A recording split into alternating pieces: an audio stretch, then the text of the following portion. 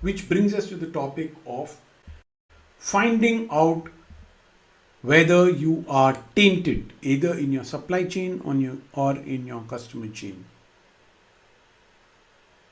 And value chain analysis is a great way of analyzing linkages to sanctioned countries or entities.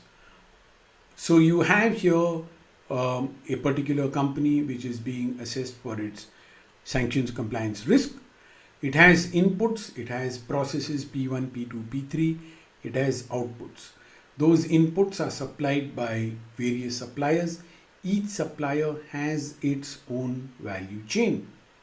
It also has, the company being assessed also has a customer, and that customer also has its own value chain and its own customers in turn.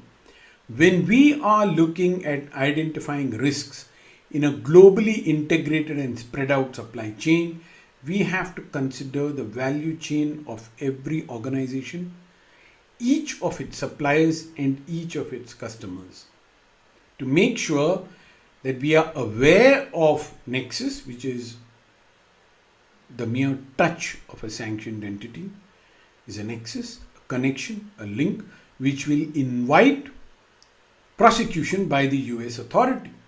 Now, did you source anything from Iran, North Korea, Syria?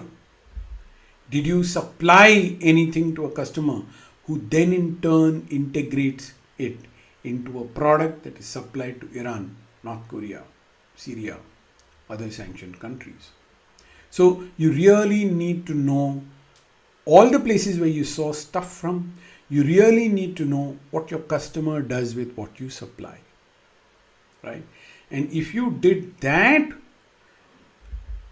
thoroughly, your primary sanctions assessment is for your own value chain, and to make sure that secondary sanctions assessment and concerns are addressed, you investigate the value chain of each and every one of your supplier and each and every one of your customers.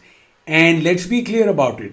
This is not about materiality, which is a concept from audit and other compliance practices.